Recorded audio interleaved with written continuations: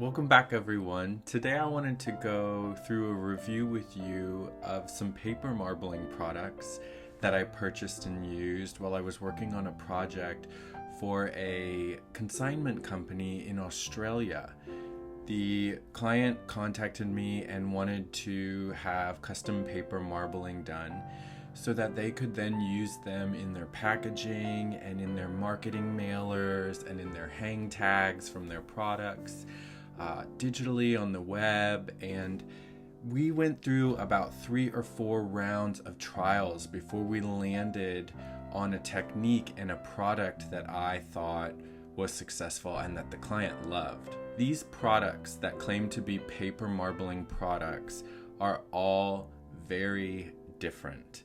The actual prints that they make on the paper vary significantly from product to product, and so I think it's important to break down what you're going to get from which product, how you should use each product, and then you can decide based on the aesthetic of what you want your paper marbling to look like, which product best suits your needs and also under which budget, because there was a lot of discrepancies here as I was having to shop online for these. Please note that I usually will try my best to shop with an independent company. Then I will move to a specialty store chain, and then at my final attempts to get the product, I will then turn to a mega corporation like Amazon. But please note that if I do say that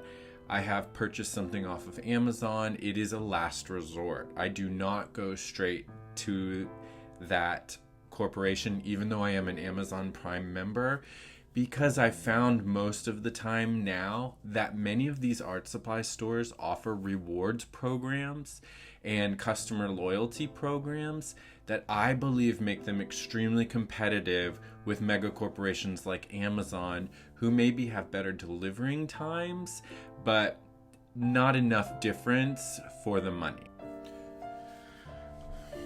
So early on my channel, I posted a couple of episodes where we worked with paper marbling on fabric materials, leather, plastic, paper as well, but we mainly focused on using Easy Marble, the product Easy Marble, and then also the Jacquard Marbling Kit. And those were 2 very different materials.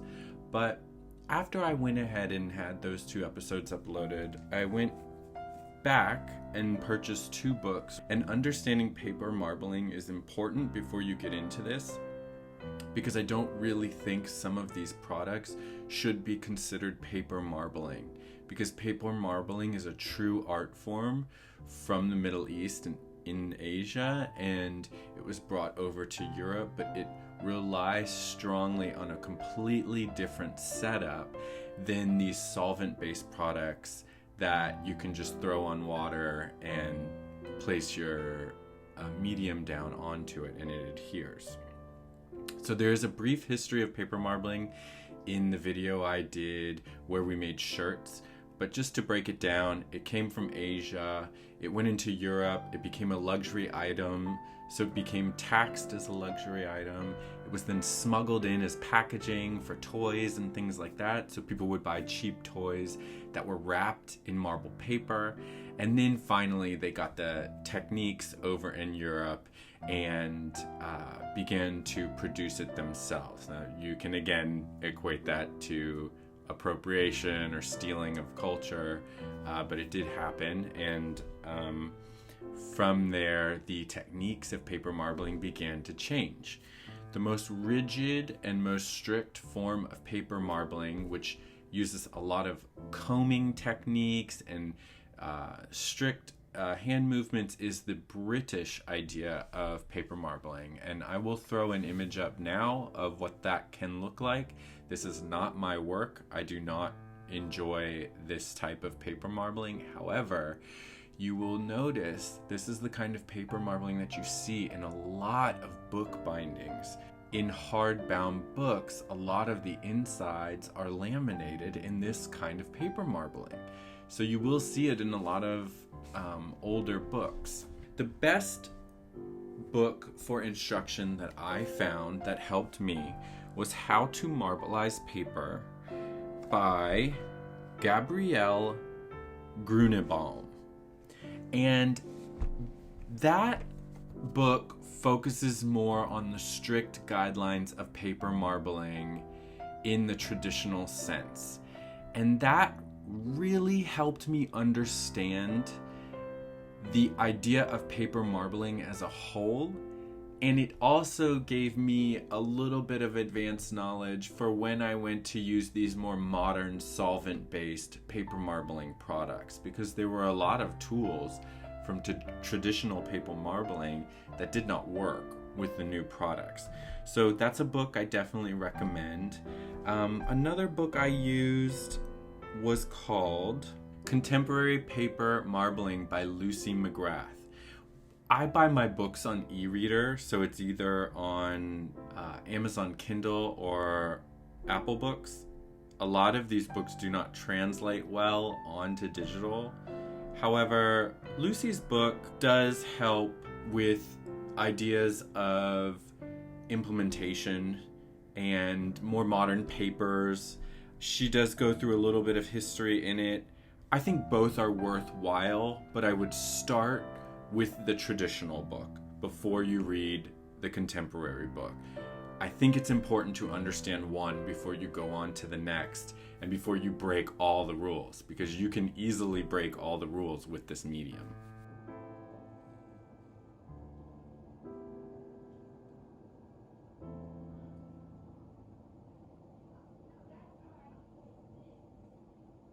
I want to go ahead and start with my first trial, which was the Jacquard Marbling Kit for fabric and paper. I'm going to be using Canson's watercolor papers. I believe this came in 18 by 24. This is a wood pulped based paper, so it's not amazing for watercolor, but it does have that cardstock weight that I wanted for these paper marbling pieces to have. It also is less resistant to warping than many papers, but I wasn't going to spend the money on 300 pound 100% cotton watercolor paper to execute this. I noticed online and in the books that I read that I recommended to you earlier that they used a lot of very lightweight papers, including tissue papers. And this is amazing. However, I'm confused as to how that necessarily works, because the pigments can be quite hefty on the paper. So I'm not sure how wet tissue paper kept the paper marbling pigment on it and was able to dry. A lot of people do gift wrapping as they did in the olden days, but I wanted to stick to something that seemed significant, had a good heft to it, and so I chose watercolor paper. This pad did not break the bank. I purchased 3 of them, and that way I gave myself a lot of room to make a lot of mistakes, which I did. This kit comes with a water-soluble product called alum. You mix the alum into water and then you spray it or spread it over the paper as a form of sizing. If you watched my Fundamentals of Watercolor, you understand that on paper, sizing not only protects the paper from absorbing too much of a product, but it also helps a product adhere to the paper. So it kind of has a double duty. It's important to note that with water-based paper marbling, you have to size the paper with something that makes the marbling pigment adhere to the paper. This again adds another process in the steps of paper marbling with the more traditional products. The other piece of this kit, which can be a deal breaker for some, is carrageenan. Carrageenan or carrageenan is a seaweed extract which acts as a thickening agent for the water that you use to float the pigment on to do your water marbling. This is a mess. If you are doing this inside your home and you do not have access to a utility sink or able to easily take a large tray outside and dump the substrate outside, I do not recommend this method. If you do not use the carrageenan, your inks will sink to the bottom of the water. Getting the carrageenan to the right consistency is extremely difficult. And one major call out I have with the Jacquard products is that within the kit, there's a set of instructions. I went ahead and bought the ingredients from Jacquard separately as well, so I could troubleshoot many more units than was allowed in just the small kit. However, the instructions on the individually wrapped products was completely different and very incorrect from that came with the kit. So let's go ahead and start. The tray that I'm going to be using is actually a tray to help you drain your clothes washer. If you look at your home improvement store, even on their websites, these come in plastic and they come in metal. They are significantly less expensive than the ones you buy at the art store that claim to be specifically for paper marbling. So please go check this out.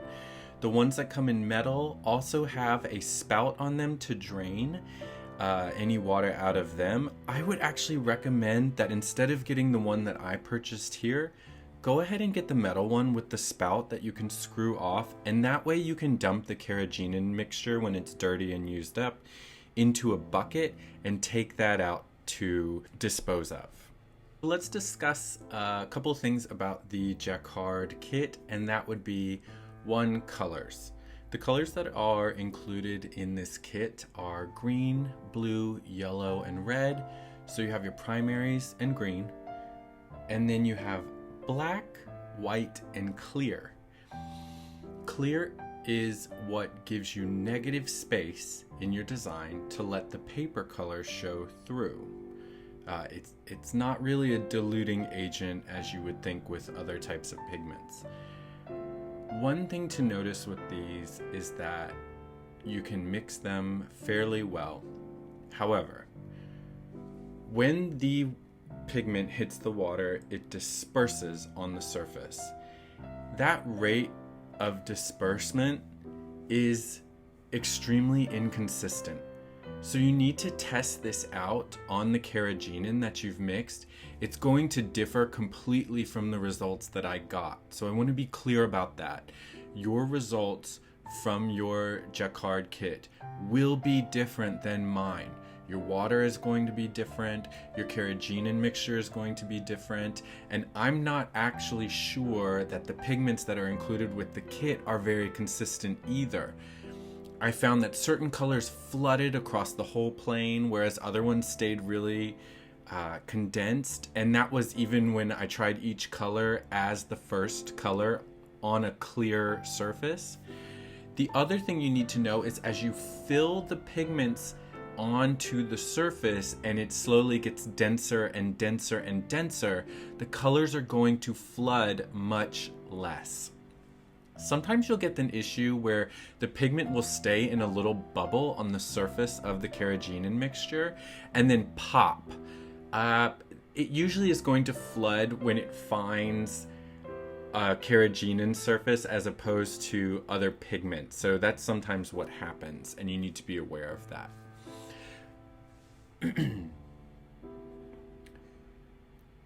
The water-based carrageenan substrate pigments are the only pigments that I tried out of 4 companies that are workable once the pigment is on the surface. So techniques such as dragging, blowing, swishing air with a paper fan, combing, all of these techniques only work with this type of paper marbling. Now that being said, you get a very specific aesthetic with this kit. And I want to be very clear on that because you're going to have to go through my trials and errors to understand what you want out of this project and what product you should be buying then. I was not impressed with the colors.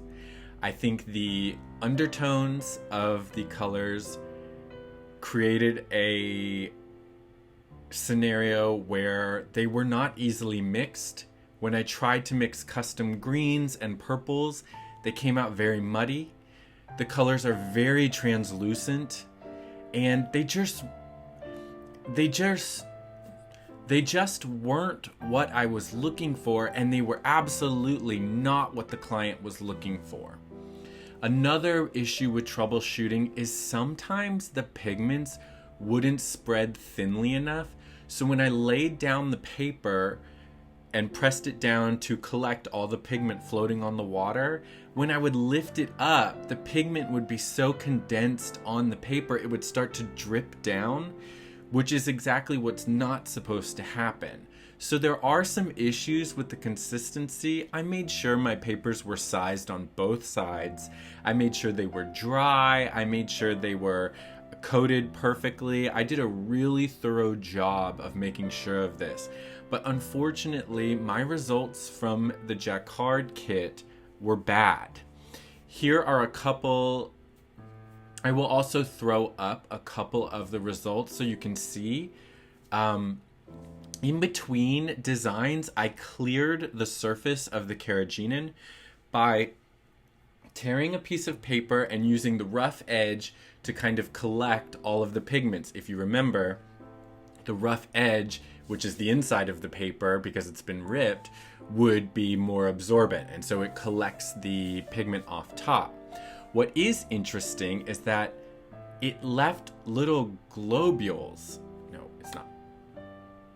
So for the traditional standpoint, I understand this. What I have been able to see from professional paper marbling artists who use this method is that they mix their own colors, they test their own consistencies, and they make a lot of each color in a resealable jar. They dedicate large spaces to this process because they are flicking paints, they are creating the carrageenan, they are then rinsing off the paper to get the seaweed extract off of it in a utility sink. This is a mess. You have to be prepared for this. One thing that's interesting about the Jacquard product is that when I pushed the paper down on the water surface, I actually pushed too hard and submerged the paper, and you can see the pigment wraps around on the back side of the paper and creates a lighter, more marbled print, which is more organic. Funny enough, we ended up using these in the final rounds, and one of them actually made it into packaging. Overall, the aesthetic of this was more mature. I loved the idea that I could work the pigments on the surface for as long as I wanted, which you will see later is not able to happen with the other products. But the owner of the brand did not like any of these prints, and they were supposed to be strong, they were supposed to be modern and aggressive, and I'll show you how we got that aesthetic with the next products.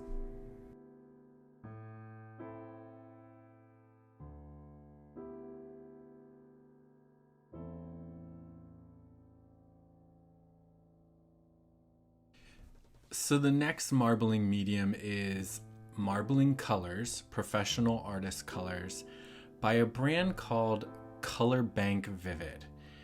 Now, this medium I purchased on Amazon.com.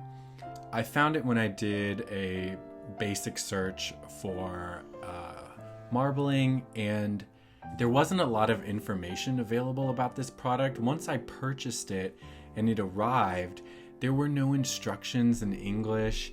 The color combinations inside the packet were really strange, but it has a lot more colors. They arrive in those tiny little metal tubes where you have to poke a hole in the opening to get them to work. But these are solvent based, so they work on plain water. You don't have to do the carrageenan substrate to get these pigments to flood. The other thing you will notice is that when I do use this product, it does move pretty freely on the surface of the water, which is pretty surprising. Another pro of this product is that it is still workable for some time on the surface of the water. So you can comb it a little bit, you can use the fan quite a bit. Most of the time I was having difficulty dropping the pigments from a paintbrush or from a dropper, and just ended up having to use the tube itself and squeezing out drops of the pigment onto the surface of the water. I then started to play with making the water move before I began to drop the pigments. And one thing you need to notice is that this tray is much bigger than the paper I'm using, so I really only lay the pigment down in the bottom half. That being said, it leaves a lot of room for expansion at the top, so sometimes my colors were not as saturated when you went to the northern side of the tray. What I noticed with any of these pigments was the first run through was always the weakest. The first marbling piece that I did with each of these pigments was translucent, but I noticed right away that this pigment was saturated and it was almost like a film on the paper. Now keep in mind, I did not have instructions for this. I could not find a website for this product, so I don't know if the paper that I used actually needed to have the sizing applied to it, but I had already done it. In ignorance, I assume that it could only help the situation, but you'll see as it goes on, the colors are so much more vibrant on the surface of the water, and as I turn over the papers, the color saturation on the print stays extremely vibrant. The other pro to this is that it doesn't dry lighter like the Jacquard prints do. As you noticed in my final prints with the Jacquard, they were a lot more translucent than when they first were turned over and were wet. And this, the colors are, you get what you get.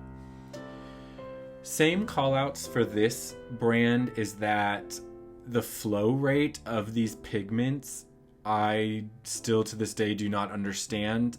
Some things like the yellow and I believe it was like a lime green did not move at all.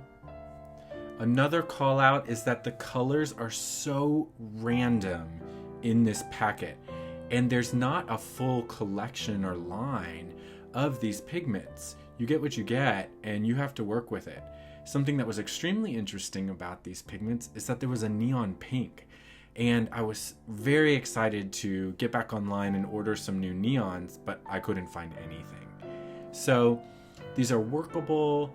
They're a lot cleaner because they, float on water. However, they're much harder to clean, say, if you dump them out in the sink and they get on the sides of the sink. They're much harder to clean off than the Jacquard ones because they are solvent-based. The other thing about solvent-based is it stinks like oil paint. So you need to have proper ventilation when you're doing this. But this is a perfect round 2 for the feedback that I received from the client. And that was that he wanted higher colors, more aggressive movement, lots of swirling psychedelic movement in the backgrounds and stuff, and less white or paper color showing through. Now, so these pigments worked great for that. It's just, they don't mix very well together, and it's really hard to apply them. It's really difficult to apply them when you do try to mix them, because they don't flick off a paintbrush really easy. They don't drip off of a pick very easy. You really have to push them out of the tube and push quite a bit of product out to get them to do anything. Another call out that you'll notice with some of the prints when I show you them in high definition is that the same thing happened as before. Sometimes the pigment would not spread out evenly, so you would get these high density spots of color. When I would turn the paper over, that color in its high density would then begin to drip down the paper. A pro of this product is that it dries very quickly. It does not soak into the paper whatsoever. It sits on top. Another feature of this product that I loved was that after I cleaned each use, you could see there were little dots of color left over on the water surface. And by the end, I just went ahead and made 2 prints of all the tiny little dots that were left up at the top of the tray. And what I came out with was something that was so multicolored, but yet seemed neutral. And we contemplated using that as a background in some packaging, or it lended itself to looking almost like a stingray leather. But we're still playing around with that idea. But overall, for round 2, I'm really glad I got this color bank pigment. I got 2 or 3 finals out of this run, and I'll run some of those photos by you right now. The client ended up picking 3 of these, then came back with more feedback, and I went on to the 3rd and final product, which we will now get into.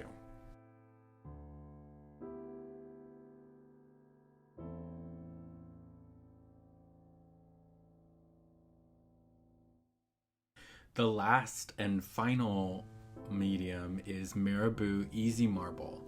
Marabu Easy Marble is sold in a 6-color set of primary colors, green, white, and black, or it is sold individually in small glass jars. The selection is pretty amazing. There's some metallics and there's clear as well, but this is also a solvent-based pigment. So Easy Marble, it claims on the website a workable and easy to use marbling medium.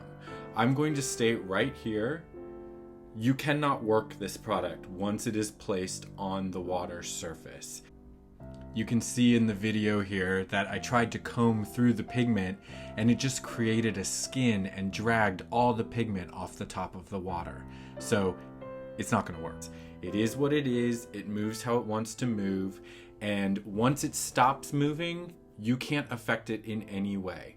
What happens with Easy Marble, which is different from the other 2 that I tested, is that after somewhere in between 5 to 10 seconds, the pigment turns into a film on the surface of the water. Now, mind you, this does not have any seaweed blended into the water underneath or anything like that. It's just water and then the pigment. Well, you spread these glorious colors all over the surface, but you only have 5 to 10 seconds to work this material. And there was a demonstration on YouTube by Marabu that I don't understand how they got the pigments to do what they did. I think the woman is doing a small sphere in a little solo cup, but for large format pieces of paper, if you want to do wrapping paper and things like that, you have to work quick. So what my technique was with this was I tried to comb it and pick it, and I tried to blend the colors and things like that. Absolutely not. You're not making any custom colors with this medium because the colors do not blend whatsoever. Each color has its own weight and its own spreading speed on the water surface, so you cannot mix them. In fact, when you do try to mix the colors to make your own custom colors, the pigment just sinks when it hits the water. It is extremely fast drying. It is very pigmented. It has a great color selection, and it's really fun to work with. So you can get really aggressive with these bottles. The bottles have a nib on the top that let the Easy Marble out in droplets, but because it's solvent, you need to remember it's stinky. And basically what I ended up doing was I left the bottles open that I was going to use for one piece, and that way I could get very aggressive with the application.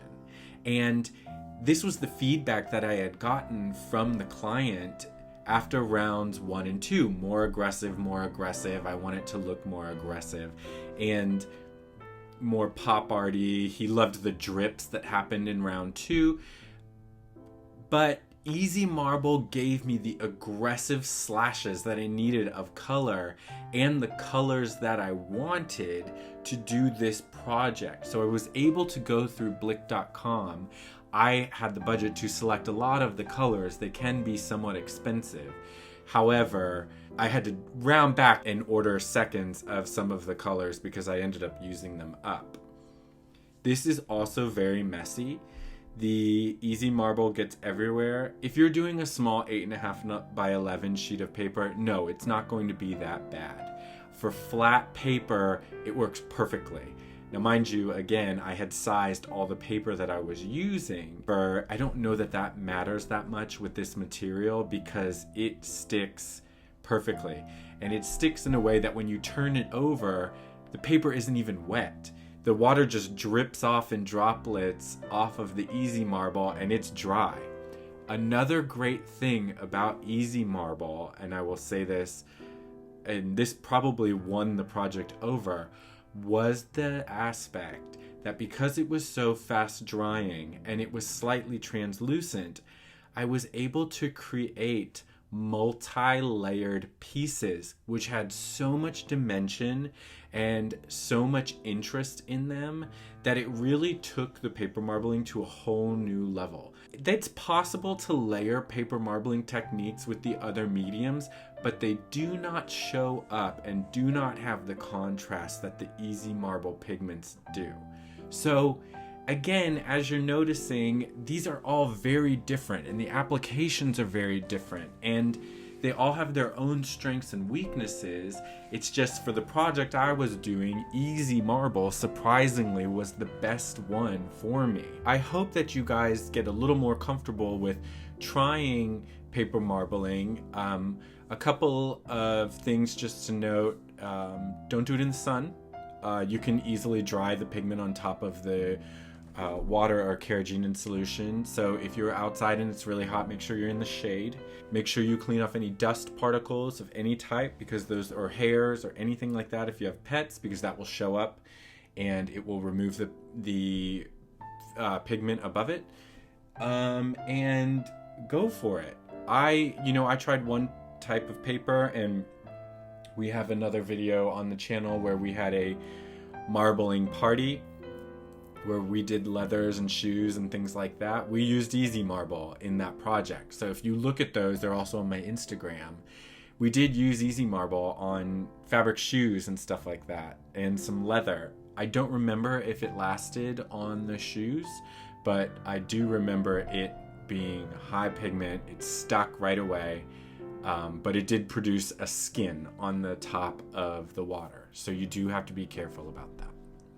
So I hope you guys enjoyed this video. I hope you at least got the information you needed on one of the mediums. Any pick or comb or anything that I used in this video, I made myself. Whether it was from Bean's whiskers or from sewing needles or it was paintbrushes from my art kit, everything came from stuff I had at home. The only thing I purchased was the paper, the tray, and the paper marbling kits. So I'll put down timestamps below. I'll leave some links on where you can get these things, most likely within the next couple of days. But I hope this has helped you make a decision on what you want to do in regards to paper marbling. And I hope that you turn towards paper marbling as opposed to maybe acrylic pour art for its history and its integrity and just how rich the medium is. So thank you so much for coming by and watching, and I hope that you guys subscribe or like, and that I'll see you here again soon. Thanks.